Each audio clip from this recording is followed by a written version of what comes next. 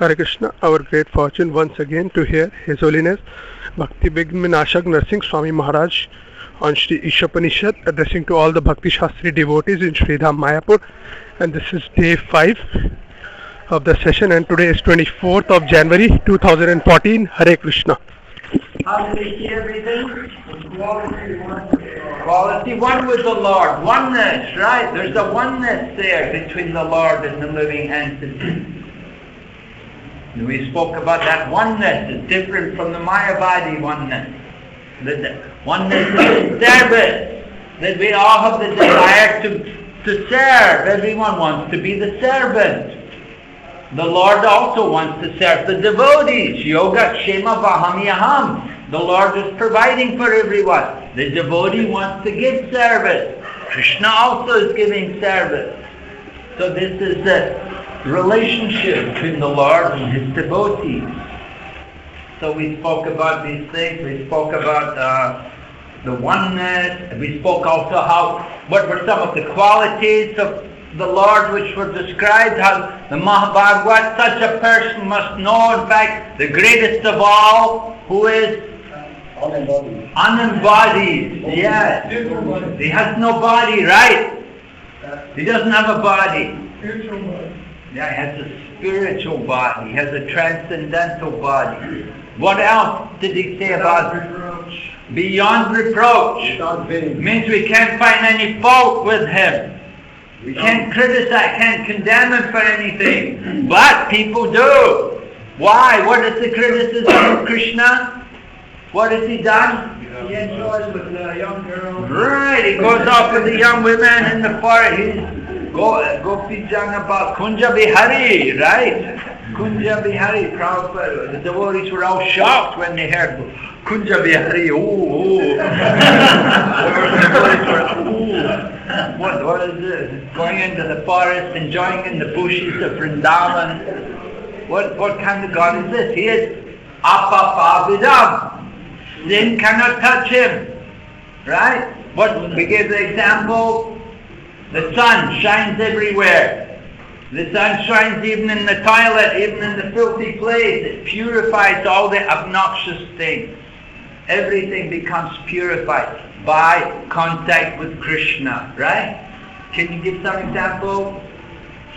Something becoming purified? Huh? Kubja? Okay. All of that. Chanting of Hare Krishna Maharaj. Chanting, all of us, yeah, by chanting, by eating prasadam, by seeing the form of Krishna, we all become purified by contact with Krishna, right? So these were some of the things we spoke about yesterday. We're going to go on. Actually, this is lesson 5, but I changed the order a little bit. We're going to look at mantras 9 to 14. And okay, here's the overview. Mantras 1 and 3 on proprietorship and the laws of God. Then 4 to 8, the vision of the Mahabhagavat. And then we go on to this mantra 9 to 14. And they're in 2 sections. You'll notice the mantras, when we read the mantras, 9, 10 and 11 are one group. And then 12, 13 and 14 are another group. And 9, 10 and 11 is talking about knowledge, and then 12 to 14 is about worship. So first of all, it's talking about knowledge. It's talking about vidya and avidya. And once we get that knowledge, then how do we use this knowledge? Then we will use it for worship. So first it talks about knowledge, and then goes on to describe worship. And then the last section, which we will look at tomorrow, 15 to 18, are prayers offered at the time of death. Prayers. Who's offering the prayers? Devotees. Who? Which devotee? This actually, Ishopanishad comes from Swayambhuva Manu. So it said these are the prayers. Which comes? Swayambhuva Manu. Yeah, Ishopanishad. Yeah, it said that the Ishopanishad is from Swayambhuva Manu. So the last few verses are showing us how can pray to the Lord at the end of life. And this is the 18 mantras. Okay, we're going to look at mantras 9 to 14. First, about the absolute and the relative. There's two types of truth. There is the absolute truth and the relative truth. Absolute truth means it's always true in every situation. Relative truth may be true today, it's not true tomorrow. May be true for him, not true for her. It's relative. So, in terms of knowledge, mantra 9. Let's chant the mantras. We'll chant 9, 10 and 11, huh? Have you all got a book? So mantra 9 begins. Andantamaha Vishanti Vidyamavate Tato Vyakritamo Yao Vidyamavate. Mantra 10. Anjadevahor Vidyaya Anjadavur Vidyaya Iti Shushrumadhiranam Yena Tad Bhakti-Shastri. 11. Vidyam cha yas katvedo vayam saha avidyam vidyam saha vidyam namaste. So coming back to mantra 9, Andantamaha Pravishanti. Those who engage in the culture of nascent activities shall enter into the darkest region of ignorance. What does it mean, nascent? Who can tell me what's the meaning of nascent? It's a lifestyle of living not only in darkness but not thinking about the light. Well, is that actually a dictionary definition? Is that how the dictionary would describe nations? Nations is the absence of light, it's darkness. The absence of light. Absence of light. Okay, not no consciousness there. Right. Okay. So those who are engaged in the culture of nascent activities enter into the darkest region. Worse still are those engaged in the culture of so-called knowledge. So we're talking about two things. There's andam tamaha pravishanti. You go into andam. Andam meaning darkness, right? Pravishanti, darkness and ignorance. Ye avidyayam, avidya. So there's vidya and avidya. Vidya meaning transcendental knowledge, and avidya meaning material knowledge.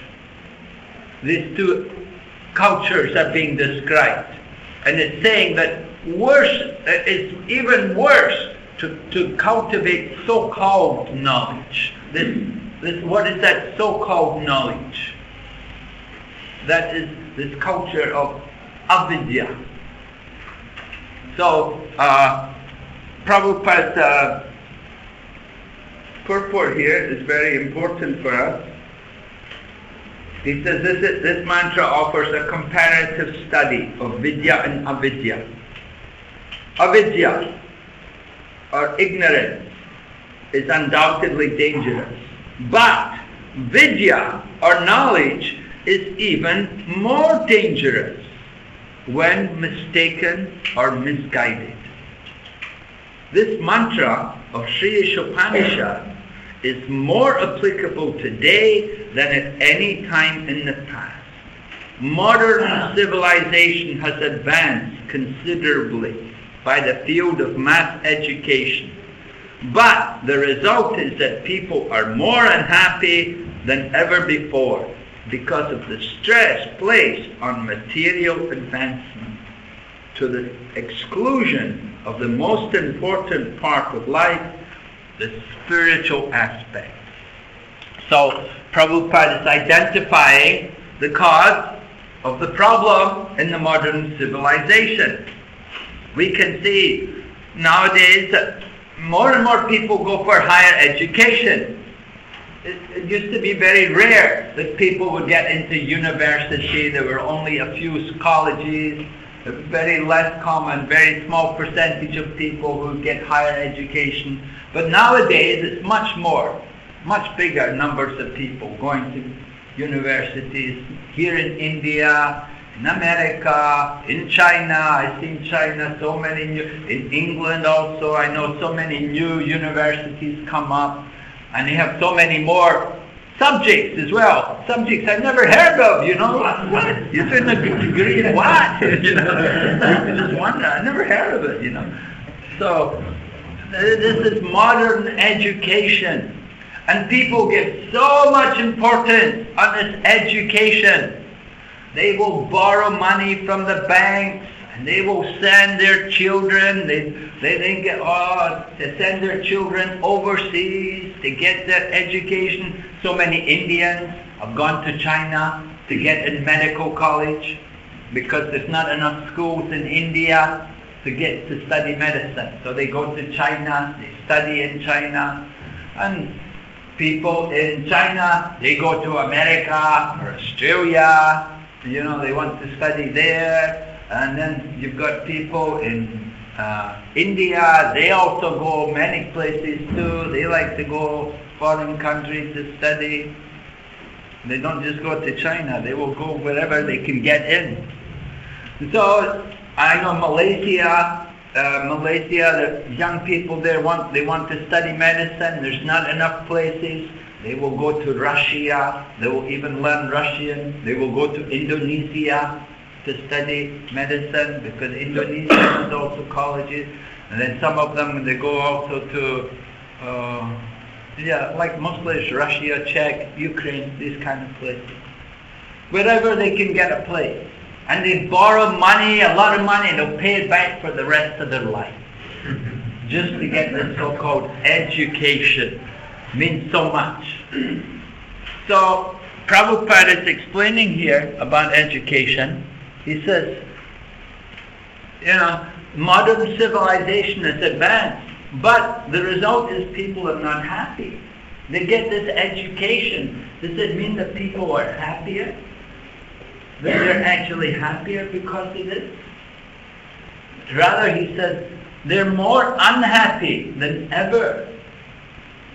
Prabhupada was in America, in Berkeley. He was walking in the Berkeley, on the University of California campus at Berkeley, and there was one big tower there. And they told Prabhupada, they said, Prabhupada said many students commit suicide from this tower. The students, they're studying in one of these prestigious universities, but they end up committing suicide. Why? Because they're more unhappy than ever. They don't find any real happiness in that education, that kind of education. So we preach. Our preaching is sometimes, it's not always easy for people to digest what we speak about. Prabhupada explains here, he goes on and says, the advancement of learning by a godless people is as dangerous as a jewel on the head of a cobra. A cobra decorated with a valuable jewel is more dangerous than one not decorated. Why? Because people will want to touch the jewel. Yeah, people want to get the jewel. They become attracted by the jewel. In the same way, the advancement of learning, people become attracted by it. I want to study there. I want to get that degree there. I want to get my master's. I want to do a PhD. Like this, people become attracted by these things. They think this is valuable, something very good. But Ishopanishad says that it's more dangerous because we have forgotten the most important part of education. A godless civilization directed towards so-called advancement of education, more dangerous than a civilization in which the masses of people are less educated. Oh, what? Are you saying we should all be uneducated? This is very difficult for people to swallow. Even our own devotees, They spend so much money for the education of their children.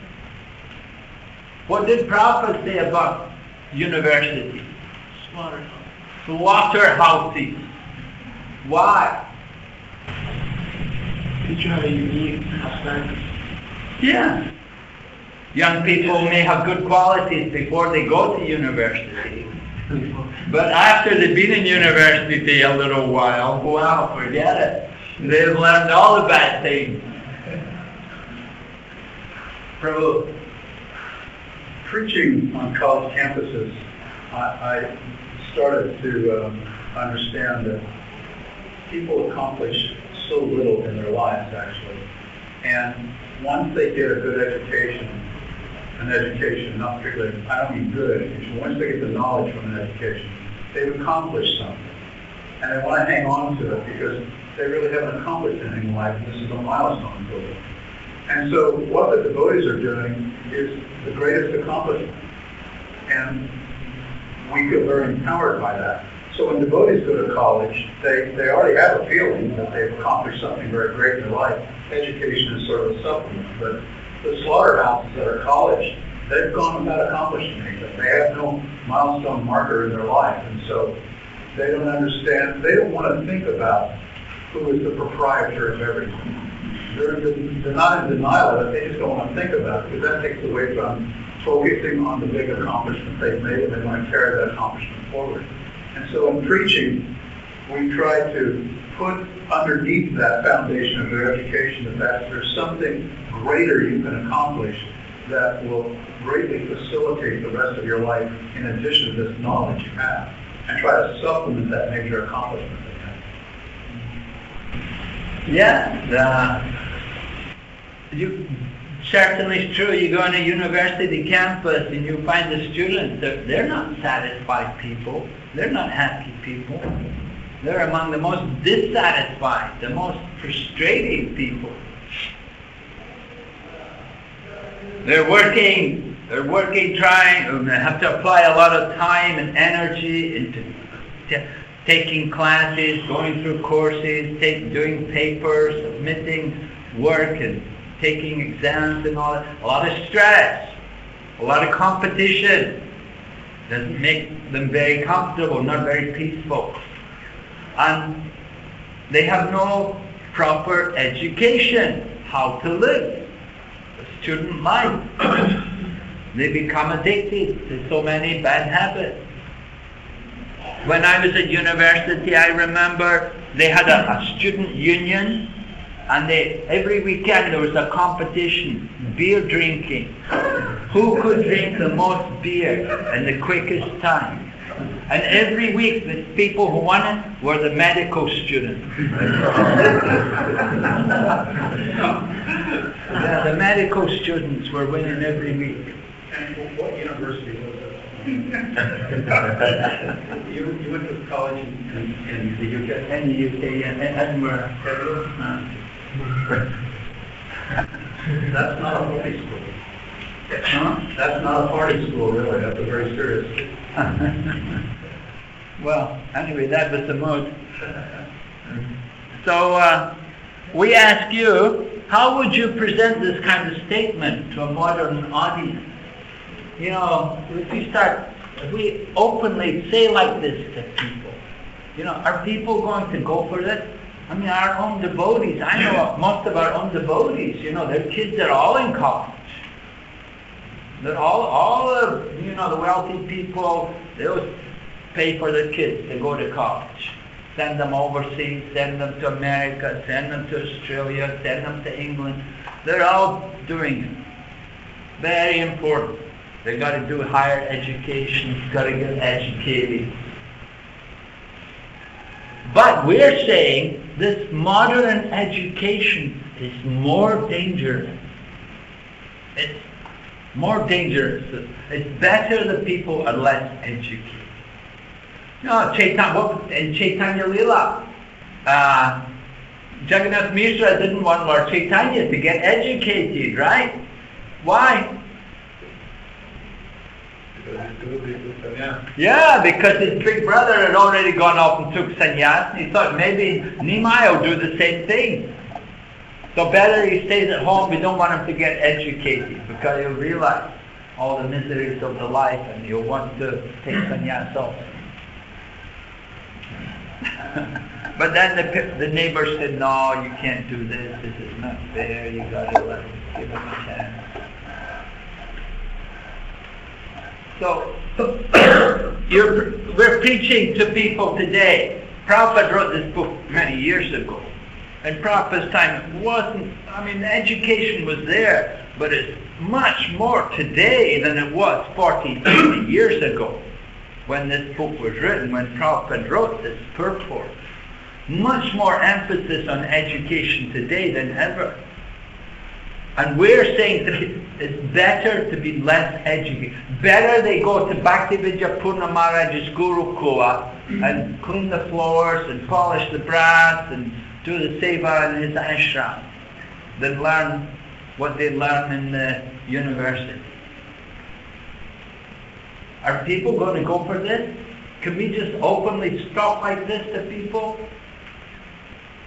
How are we going to justify this statement?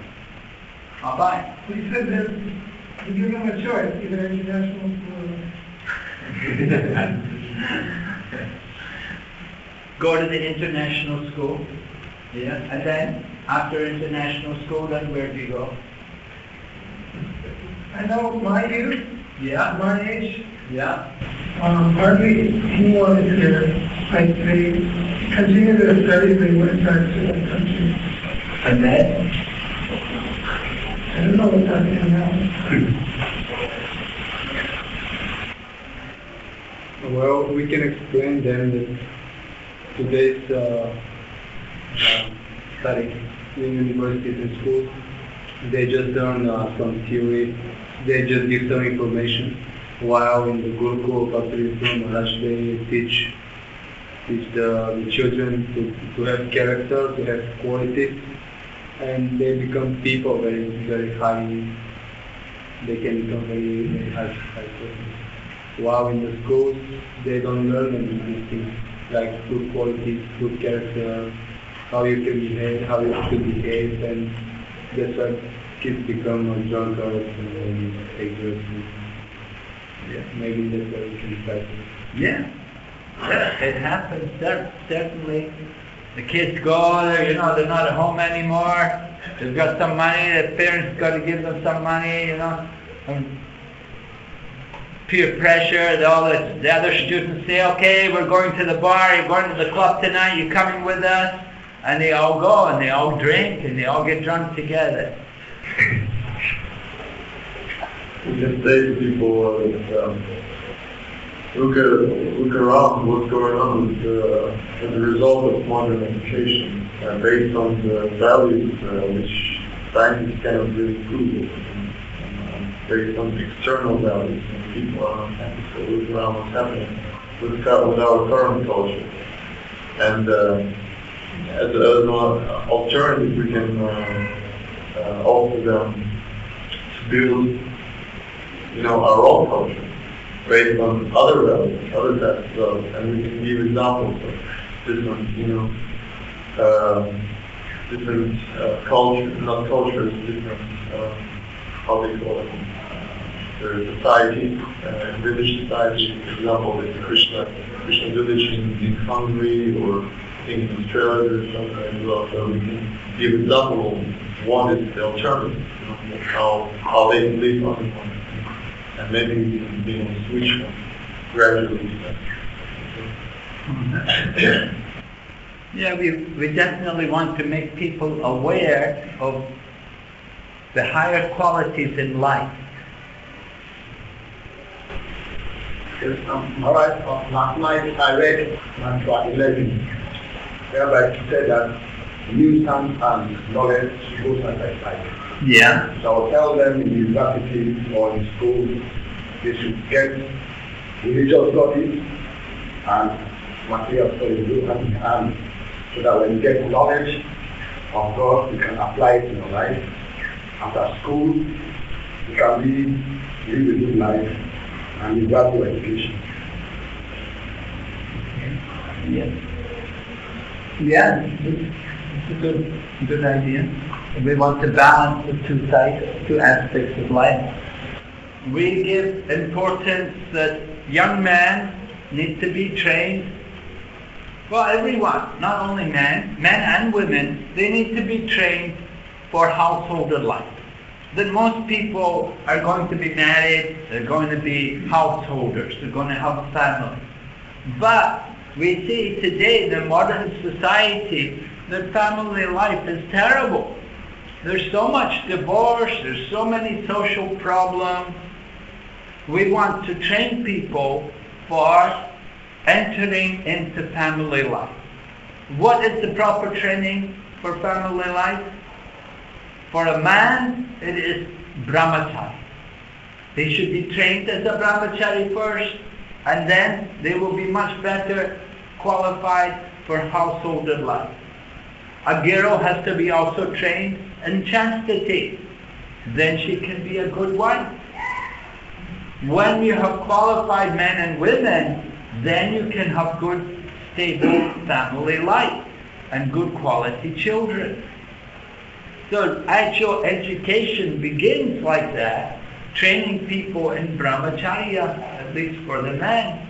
If they're trained in brahmachari, then they're much more able to control their mind and senses. That is real education. The education which we get, today, using computers, so many other different machines, filmmaking. What do people study today? They study so many varied things. But it doesn't teach them to control their mind and senses, which is really the most basic part of education. So in presenting this kind of statement to a modern audience, we do want to bring out the importance of quality in people, person's character.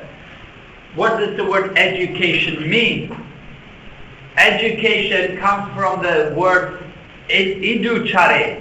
Educare, it's a Latin word, and it means to bring out what is actually within someone. So education is meant to bring out what is the actual nature of a person. And that nature should then be properly engaged, properly utilized in the service of Krishna, in the service of the Supreme Lord. This is the real purpose of education, to bring out our latent character, our latent qualities, and at the same time cultivate higher qualities, controlling the mind and senses. We don't want to be, it's not that we're against education, but it's the principles which modern education encourage don't give people a chance to develop finer character, better character. The professors themselves are drunkards. I remember when I was at university that the rooms which the lecturers had, they were just terrible, filthy places, full of smoke all the time. The ashtrays were full, and oh God, you could just see what are the habits of these people. So who do we want to follow? You want to follow, the atheists and these people who are godasis, who are completely controlled by their senses, or do you want to follow the Mahajans? You can choose who you want to follow. You go into a university and you become the chela of some godas, some big mudha, and you have to serve him. But if you understand the cultivation of spiritual education, follow the Mahajans, follow the devotees. So, Maharaj, my teacher when I was in elementary school, he was gambler. He was a gambler. Wow. Yeah. Not only your school. all cheaters and gamblers and drunkards, womanizers.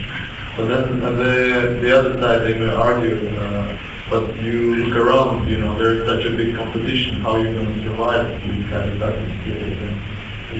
Your side is not really developed.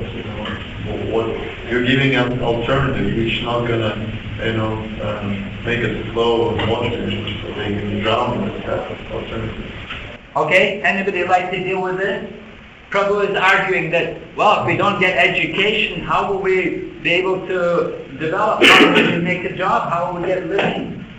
I just have to agree with him. I think we're not at a place yet where devotees can. There's not so many farm communities. That's the alternative that we're preaching. But how many farm communities does this country really have? Are we saying that everybody should go and live on a farm?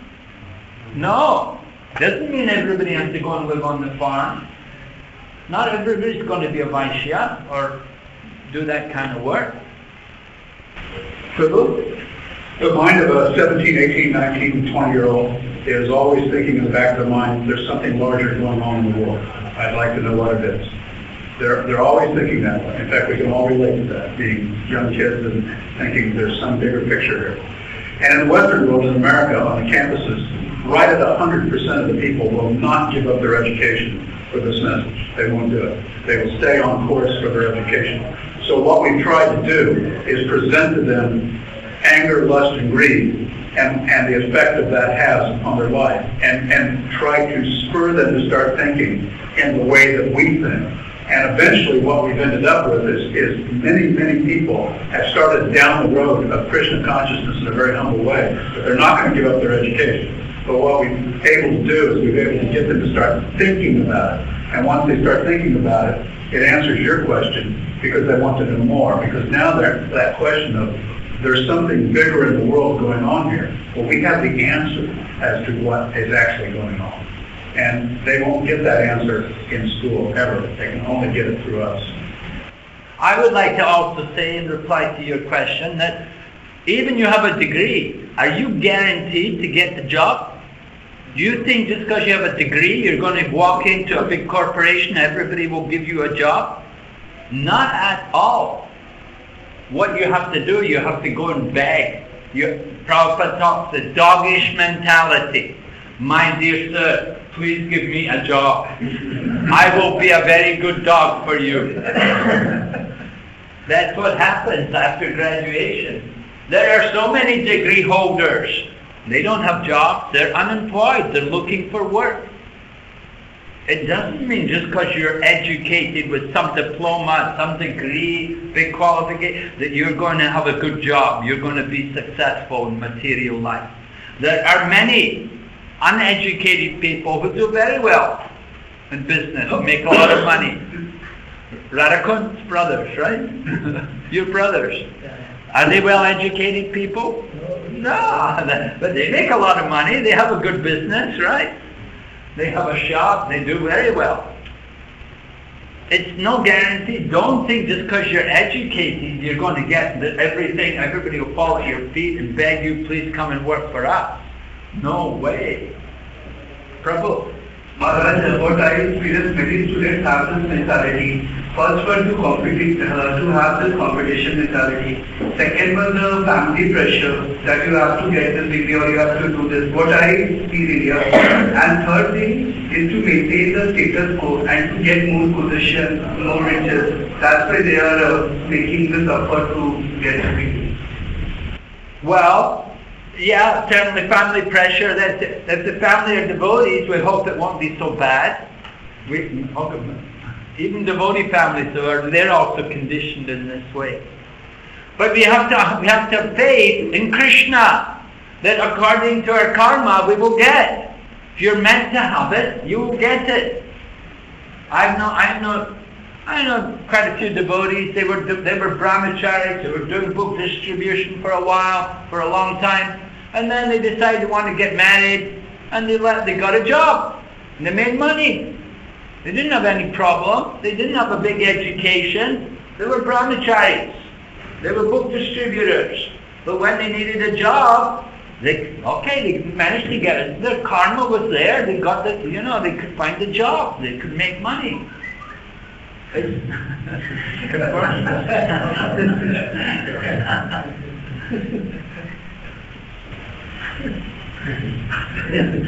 Okay. So So what is our sort of clear answer to their arguments about this? Do we offer anything? Do we just make them think about it, or do we just... Well, we do want to point out the shortcomings of modern education. That modern education system is not a great success. I mean, people say, ISKCON education is not very good. If you look at the other schools, the government schools are outside of ISKCON, it's much worse. I mean, they can say you're only criticizing, but what can you offer? So we have to be constructive, not. What can we offer? Well, we have our own institutions offering education. On a farm? No, not on a farm. We have Bhaktivedanta College, we have MIHE, we have VIHE, we have Bhaktivedanta Institute. We have these places. You can come there, Bhaktivedanta Institute. You can do postgraduate studies. You can do Bhakti-Shastri, Radhadesh, and go on and do degrees there. Yes. There are alternatives. The argument is because they're not happy. So what the end result is, whatever they do, they're completely happy. So they need pure ingredients, which is having a relationship with Krishna, or a relationship with good pure things. Yes. So if we could push that to people, and say that science today is just, I think Prabhupada said that science is near-science, it's the dark energy, it's not even pushing the element of God or pushing... Yeah, we do want to encourage them to in the direction of Krishna, that somehow they will have some appreciation for spiritual practice and how it can help them. That's why we do have clubs in many universities now. We have yoga clubs or some Krishna culture club or something to get the students that they can come at least once a week and have some program, have some kirtan, try to encourage them to cultivate some spiritual aspect in their life. Anyway, the point is that you go in a modern education system, and often they're so busy working they don't do anything else, and when they're not working, then they just turn immediately into gross sense gratification, uncontrolled, unrestricted, sinful activity. So we want to make people a bit more aware of what is the proper activity, what is proper action for civilized people, and what kind of results you will get when you follow just cultivating material knowledge. It's more dangerous because people don't know how to use it. They have knowledge, they have guns, they have bombs, they don't know how to use them. And so we do want to be careful presenting these kinds of things to people. I do have another PowerPoint on this, I'll show you later. It's about education and the failures of education. Maharaj, Yeah? most of the time, the program in the universities are set up by politicians and teachers. Politicians and teachers, most of the time, are not God consciousness.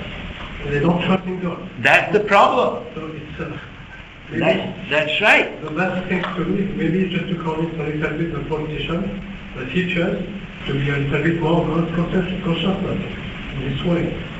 Just to... Well, Sometimes, even when I was a student in the university, people don't trust in God. Even if you come from a poor family, you go to the university, you spend you trust in God at the beginning, you spend 5 years, 6 years, 4 years, you don't know. At the end, you don't trust in God. You trust in money, but not in God. That's the main thing. Well, we have to preach to these people. We have to try. We're trying to train our own teachers. And we want our own people to go in there and become teachers and become professors and so on. And that can help. Yeah, because in UK you have Adventist school, it's a good school. Adventist school, yeah. Adventist school is good. Okay. Because they have started just to preach. Yeah. Right. Yeah. Why don't we forget university and go to kinder school? Go to kinder school. Yeah. Kindergarten. Start young and even get educated. Yeah, but we have to work on all levels. You can't just keep on the kindergarten. You only work on kindergarten. The kindergarten kids are going to grow up, then you want to make arrangements for them there also. So we have to move into higher education as well. Maharaj, in history, the students are often being the initiators of revolutions in so many fields.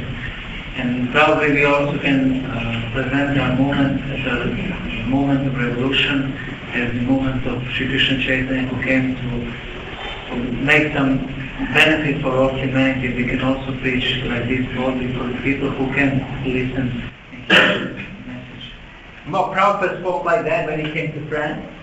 He spoke in France that your country is famous for revolution. He said we have a revolution here, revolutionary movement. Yeah, we are revolutionary. So we do want to try to change things, but it takes time. It takes time, These people, the materialists, they've had control for so long, and they've exerted their influence and misguided everyone for so many years. So it takes a long time to get through to them.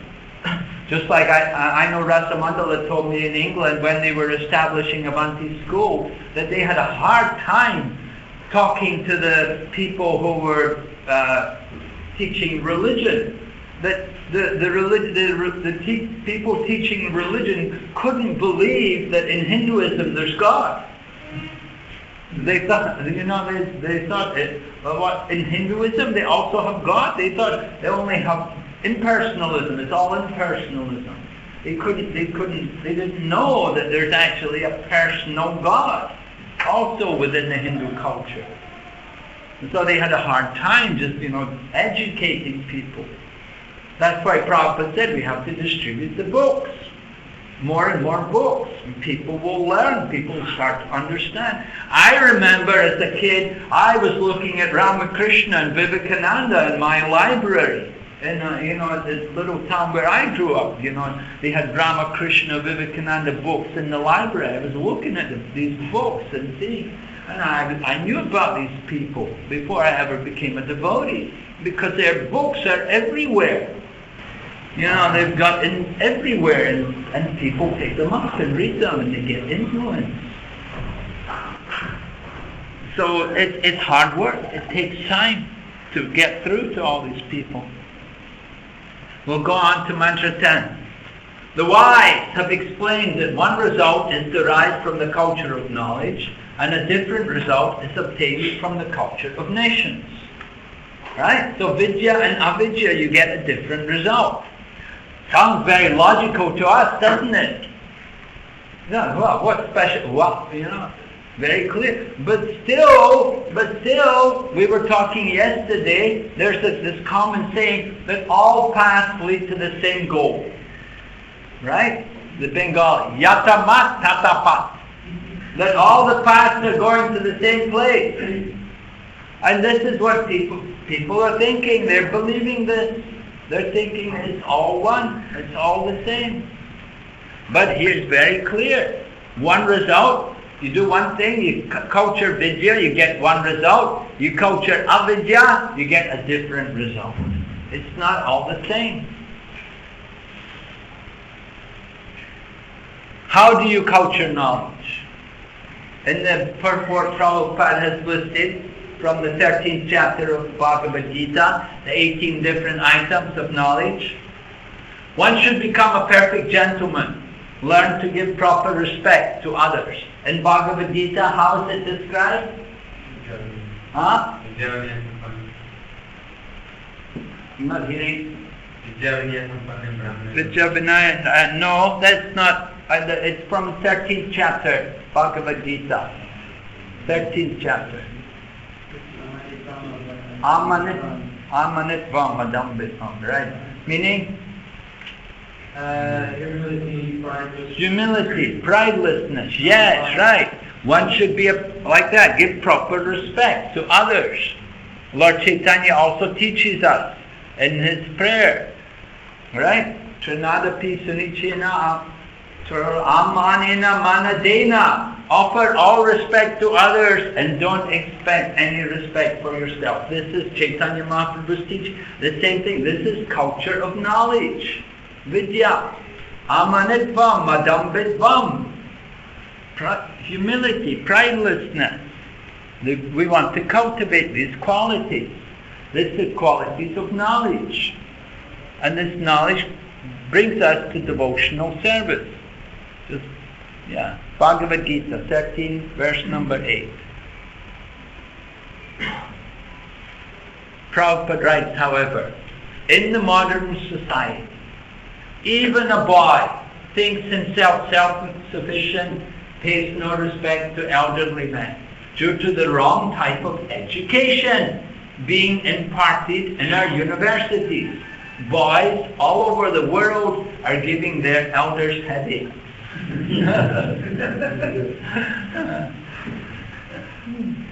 This just the opposite effect. The modern education, the effect of the modern education. The people are thinking, because they're educated, I'm educated, I am graduate, I am PhD. What did Prabhupada say about PhD? Prabhupada said, PhD means plow department. Plow department.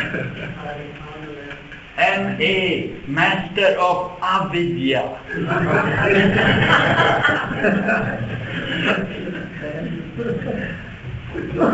People are culturing this ignorance and they're proud of it.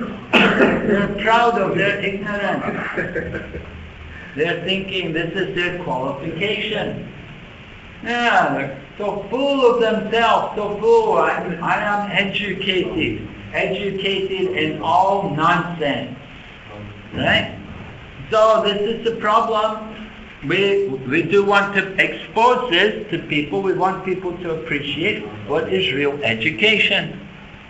We ask you, how should you relate to senior devotees in the temple who may not have completed Bhakti-Shastri degree? We have experience in the past. Devotees graduated from Bhakti-Shastri course. And then they went back to their temple. Oh, I'm not going to class. That guy giving class, he never studied Bhakti-Shastri. I know more than that. You're all laughing, but this is true. So, very important as devotees. We have to know how to properly relate to the other senior devotees. How to show proper respect. Even we may know more than them, but still we are willing to go and hear from them. And then we can inquire, we can put a question to them to encourage them to speak more. This is Vaishnava association.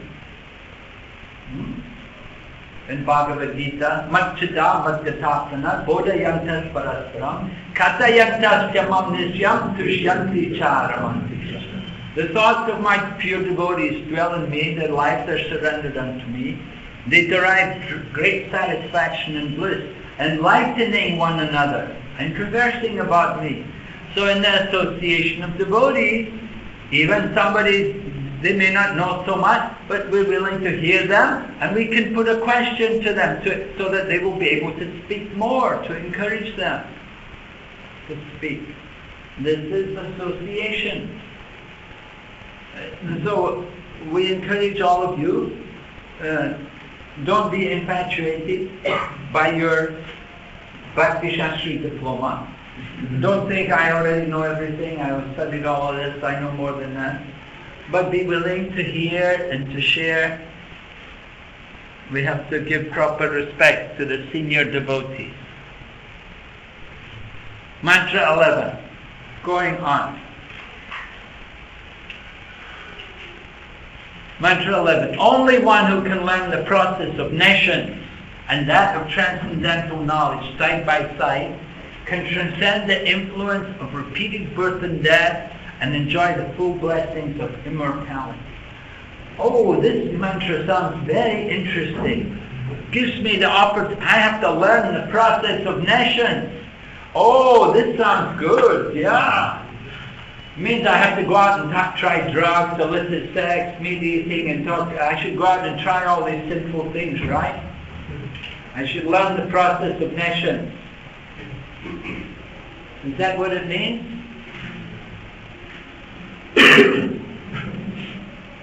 What does it mean? Learn the process of nescience and that of transcendental knowledge side by side. We have to go out and experience Maya, Prabhu. It says it here, right? What does Prabhupada say?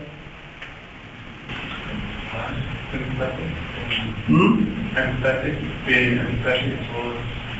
Well, a bit more than that. If you have a material education, maybe you're also very conscious. Yeah. Prabhupada talked about the fever. He said generally people want to increase the fever. There's a story that in one man's house, two people had a fever. One was his wife and one was the servant woman. He had a maid in the house. So the maid had a fever and his wife had a fever. So he called the doctor. The doctor came and he looked at the man's wife. He said, "Oh, your wife's just got a little fever, nothing serious. Just let her take a rest today. She'll be all right. A few hours. She'll get over it very quick." He went to see the maid. He said, "Oh, this maid's fever very bad, very serious. She has to take rest for a week. Give her this medicine, everything. You have to take care of her. I'll come back tomorrow, see her again. Very serious." So when the man's wife heard about this, she was very angry. Said, "I'm your wife. My fever should be more than her. She's only the maid. Why are you giving her all the attention? I'm the wife here. My position is more than her. My fever should be more than her." So like this, people are like that, we want to increase the fever. We don't want to reduce the fever to the healthy level, but we want to increase the fever. But then of course you've got Mayavadis. Mayavadis, they want to make the temperature zero. The other idea is, the doctor came, he saw the patient, he gave injection, and then the patient died. They said, "Oh, they're dead." Doctor said, "Fever's gone." No fever anymore. So that's Mayavadi. They want to make everything zero. So it's bring the body to the healthy condition. Mayavadi, they want to give up all activities, stop everything, no activities. But we want to have activities. Activities will go on, but they should be on a healthy level, right? So we ask you, Sri Ishopanishad instructs us not to make one-sided attempts to win the struggle for existence. Meaning, one-sided attempt. What's Prabhupada talking about? One-sided means people think, "We've got to make money, Prabhu, we've got to get money." Just go out and make money. And the only thinking is money, money, money. What we have to do to make more money? Economic development, the goal of life, right? Because with economic development, we will have sense gratification. And they even think the purpose of religion is for economic development, so we can have more sense gratification. If they have any religion, they think religion is just to help us get economic development. One-sided attack. They're just focusing on the material. They don't have any balance. All the time, all the energy is in the business, the money. So this is the one-sided attempt, increasing the fever. There has to be a balance. It shouldn't be one-sided. And the same, even you cannot go too quickly on the spiritual.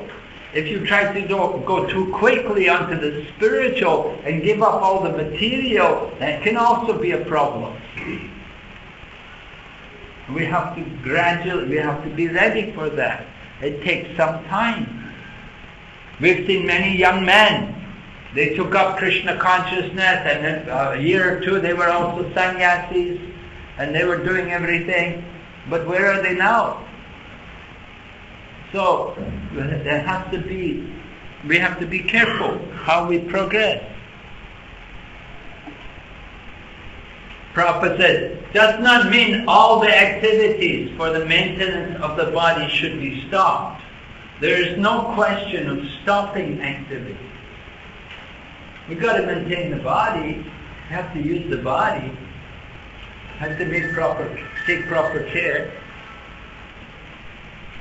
Prabhupada again goes on, it gives the example of the temperature. Just as there is no question of wiping out one's temperature altogether when trying to recover from a disease.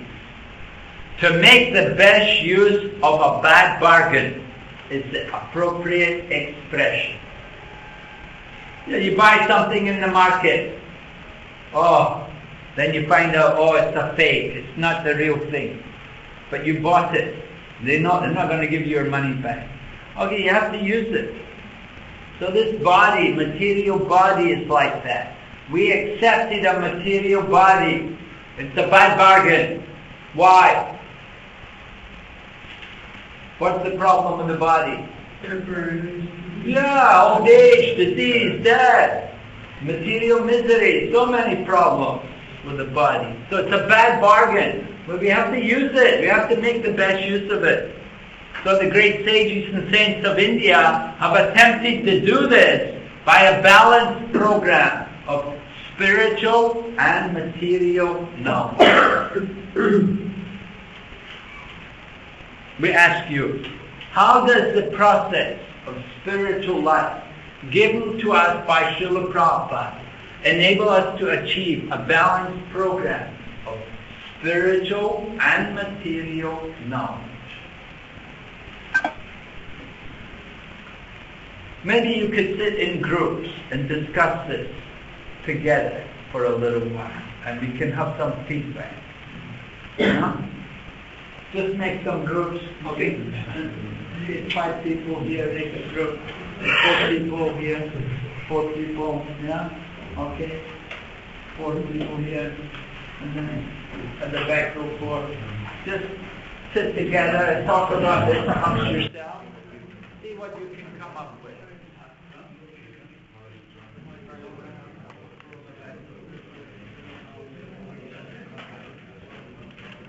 Oh, that those people.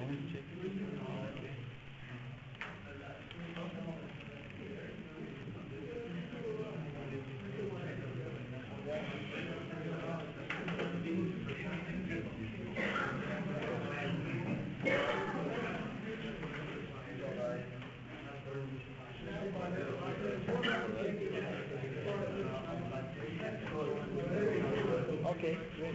I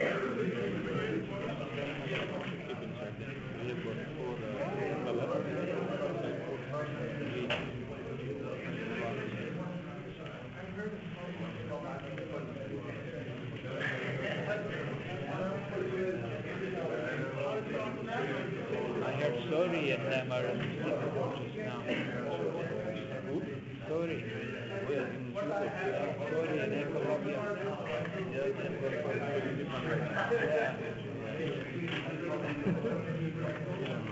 There is a lot of fun.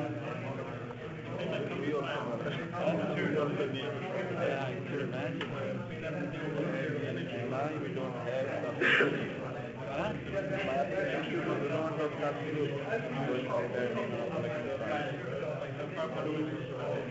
Can you get any grant from the government for building an educational institution?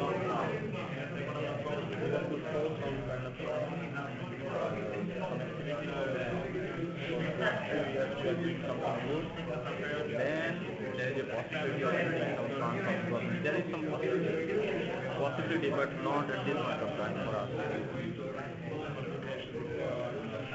Actually, we can do nice, like whatever you are saying. So many new courses are coming up in the world today.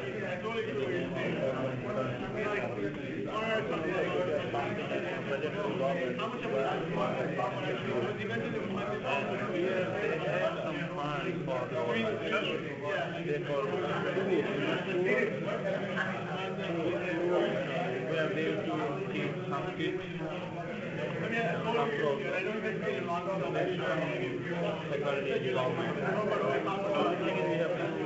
organize and meet their criteria. Then once you have with them, we might get some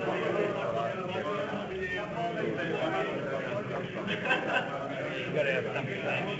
You gotta have some people help you. So many Christians and Muslims in the government these days are very different. Tirupati Christians, Christian church in Tirupati. Yeah, all the money from Tirupati comes to heard that before.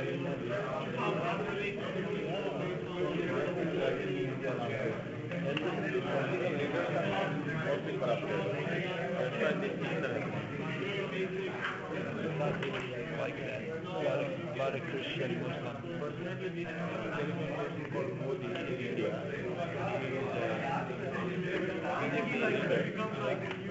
He is doing a lot of good things.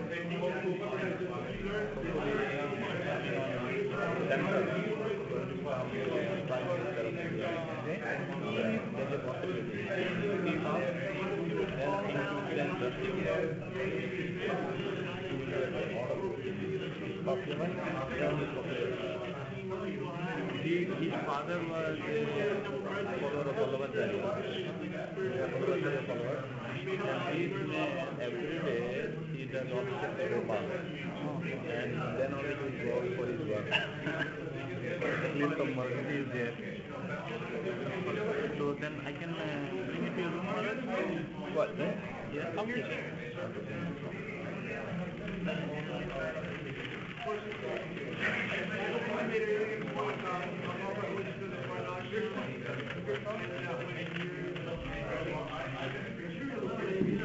Thank you very much.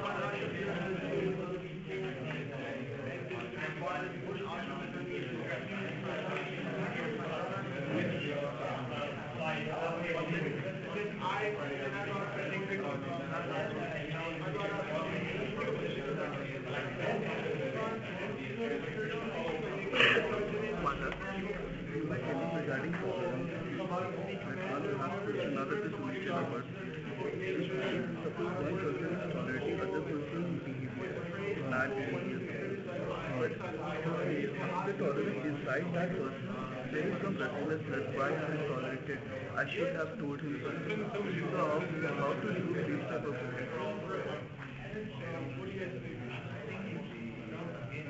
Well, no, if you tolerate it, It's good, you know. I mean, suppose I'm tolerating your bad behavior. yeah, But inside me there is some restlessness. yeah. So how to release that restlessness? By tolerance. They should think that I must have done something to this person before to deserve it. Now he's paid me back. By knowledge, you can overcome it by knowledge. You think like that, I've done something before, I did something for somebody else, and now I'm getting repaid for it.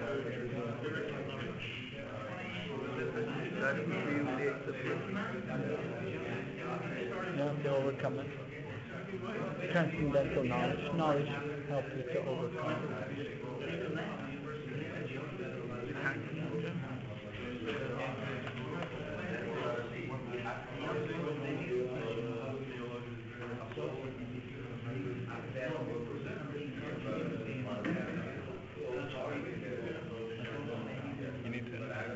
I've got something else in the shirt. Where is it? I only copied one file. Oh, you only copied one file? Oh, okay. Maybe I'll put something else in.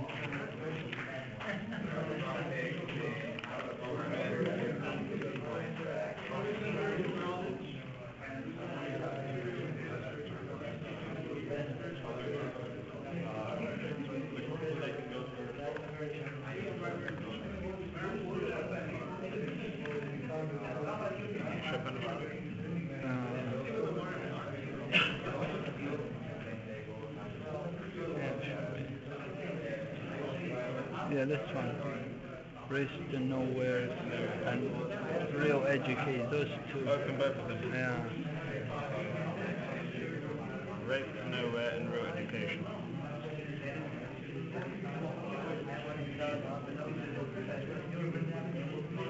Which one first? Real Education.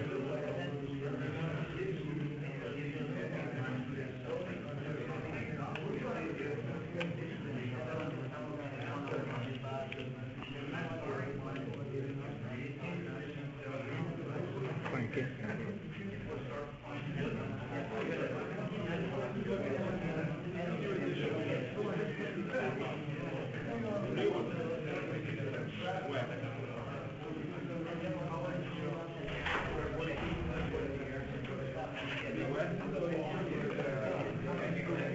Okay, can we have some feedback?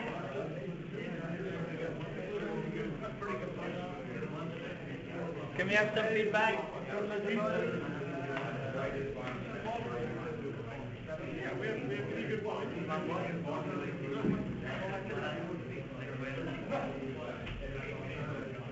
We want to hear about how we have a balanced program of material, spiritual knowledge by following Srila Prabhupada.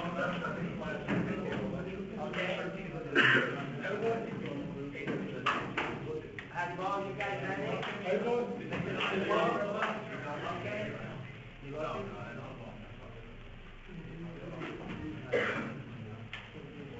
Okay, you'd like to begin? You'd like to tell me what you talked about? So let's see. One of the questions we asked was how has Prabhupada's books and Prabhupada's knowledge and wisdom helped us to achieve a balanced program between the spiritual and material knowledge. And in terms of material knowledge, Prabhupada talks a lot about Varnashram, Dharma. So the idea is that for Varnashram it raises a person from an animal consciousness to a human consciousness and hopefully human consciousness up to a godly consciousness. The Varnashram Dharma deals with, what Prabhupada helps us to do is to deal with the world and interact with the world according to our own nature, our own conditioned nature and the conditioned nature of others. Job, different activities, recreation, leisure, etc. We also discussed how we take a position in this kind, like a temple president or a temple commander, which is it's really a spiritual position.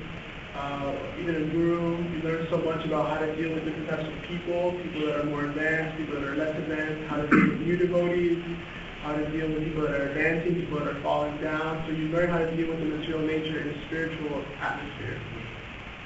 Okay, good. Yeah.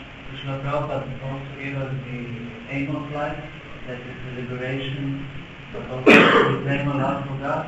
He teaches also that to get this, we can use all the other things like Dharma, Artha, Kama, and finally Moksha to get the liberation. He teaches how to use material things and material knowledge properly to get this result of liberation. We are using the facilities of this material world for the satisfaction of the Supreme Lord. Could you give some examples? Actually, we are using anything in this room, buildings, we are still using, we are constructing the temple, we are using technology. Okay, fine, thank you. Is it another article? Thank you. Yeah, we talked about the resistance of the average person that you're preaching to accept our philosophy, and how most people were just going to continue on with their lives as normal, And really, part of the goal of modern age preaching is to, based upon the circumstance of the people you're talking to, try to fit into their life somehow or another, so that they get some basic understanding of how we have some solutions, and how these solutions can be dovetailed into their normal life, and they can continue on using these solutions throughout their entire life. And you spoke about preaching to students on the campus about lust, anger, and greed. How do you go about that?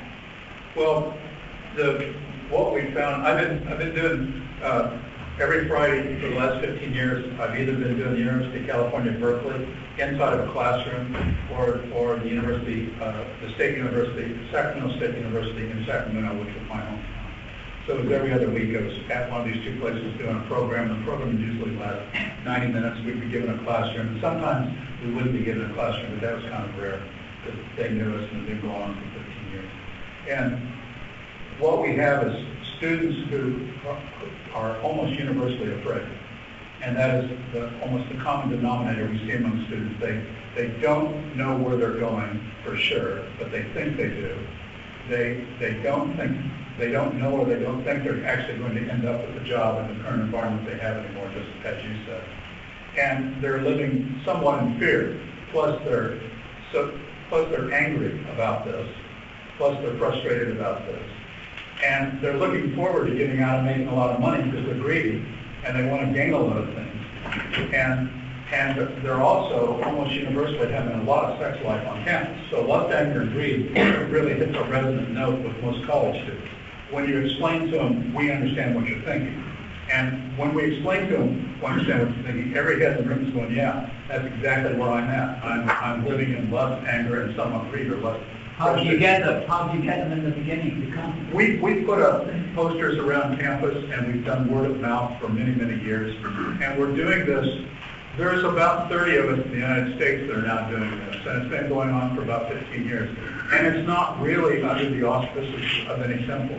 It's all individuals who've been in the movement 30 and 40 years who have watched, well, look at the empty temples in America, or the temples in America who are making no success in college preaching anymore. And we just adopted a different way of doing it, and we've kind of like spread it around among ourselves and done it by email and talked to them. So you just do this independently? Yeah, we do this independently. We don't do this under the guise. And we have made good progress, more so than what we've seen in the last 30 years. And we have started to get people. You do it as a devotee and devotee club? Oh yeah. We do straight up the devotee. We want people to know who we are and what we stand for. We don't wear wigs and hand out buttons and wear carnivores. So no, we do it straight up, just dressed how we are. And you support it yourself? Yeah, everybody has to support themselves. It's all self-supporting by business people or householders or folks like that. And the theme has consistently been lust, anger, and greed. We understand what you're going through. We understand where you want to go. And we have some answers that you can dovetail into your normal life that you should apply, because if you apply these answers, you will have made a great achievement in your life. And by making this great achievement, if you go on and you don't get the job you want, and you don't end up with the husband or wife you want, and you don't end up living in the house you want, and you find out, just like your parents did, that life is full of so many disappointments, you think you're going to be different, and people sit there and kind of think about it, and then you ask the question, how many people in this room feel really lucky? No one raises their hand. No one raises their hand and says, I feel lucky. Well, then you're probably going to end up living the same sort of frustrated life your parents live. Not getting exactly what you want, never having the accomplishments you want. We have a way for you to make one great accomplishment that is underneath the platform, underneath everything that you do in your life. And this resonates with people. The only book we're holding up is the Bhagavad Gita. That's the only book we're holding up. And saying, you've got to start reading this. You can come and talk to us, you can call us, you can email us, and that's how we're doing it. They also ask for references of success stories, and we have constantly used Srila Prabhupada as a success story. He was a businessman for 30 years and tried very, very hard to make it go, and tried very hard to support his family. But he said something very important. He said, never once did I forget about Krishna.